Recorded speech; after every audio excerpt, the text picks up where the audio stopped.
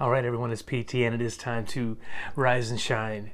You know, yesterday we mentioned, and we've been sitting with this, how Jesus declared himself in John 15 to be the true vine. I am the true vine.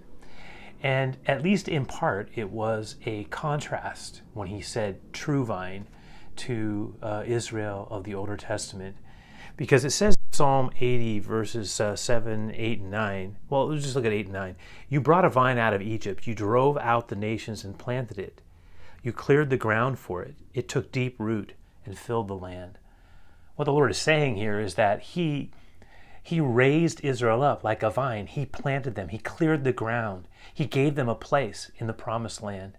And He did it for a purpose, so that they would be a testimony of Him and a blesser of the nations. What instead happened was something kind of sad and tragic when you read about it. Instead of being a blessing, Israel started to adopt the practices of the pagan people that surrounded them. And instead of them influencing those people ended up influencing Israel, and they built altars to idols, and they rejected God's prophets. And ultimately, Jesus was getting at, they rejected Him. You know, they forgot their purpose, but Jesus never forgot His. He was the true vine. Lord, I ask that You would remind us to maximize our spiritual purpose.